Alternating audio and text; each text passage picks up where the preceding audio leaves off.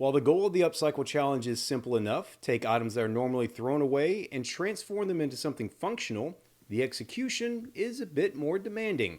That makes it all the more impressive that two of the winners this year came from the same county. I just kind of forward the information on to them. We got information from Burton 4-H Center about this upcycling contest that they were having, and they wanted to, instead of recycle, they wanted to upcycle. They wanted you to make something that someone could use and be useful. And so they had several different divisions, and our two winners were from the senior division and the junior division. Those are 10th grader Liam J., who built a fully functional arcade machine from recycled goods, and 8th grader Nadini Patel, who constructed pet beds, with more than 80 of those being donated to the Humane Society. I built an arcade cabinet using a Atari 2600 and an old television that I had found in a thrift store. Well, most of it was done using my screwdriver.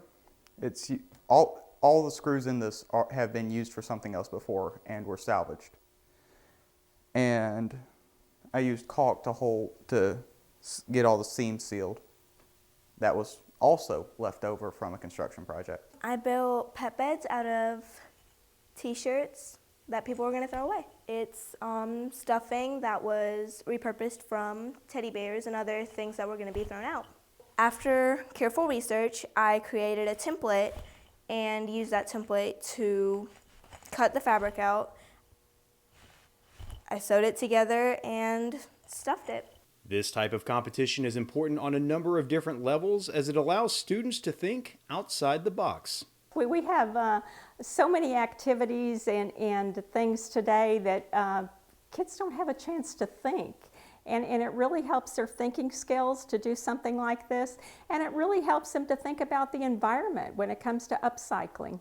That's the main goal for this project, emphasizing just how much of a priority sustainability is to the agricultural industry. Farmers are the ultimate conservationists, and they've always, I grew up on a farm, and we always thought about sustainability and conservation, and it just takes it to another level when these kids are able to upcycle and think about the environment and be conscious that they need to do these things. And more than that, it's fun for the students who, despite all the hard work, feel a real sense of accomplishment once the project is finished. I thought it was a blast. This was, if something comes that you find really enjoyable and that you want to do, then go do it. It will, the more you want to and the more love you put into it, the better it'll turn out and the more successful it'll be. Reporting from Ben Hill County, I'm Damon Jones for the Farm Monitor.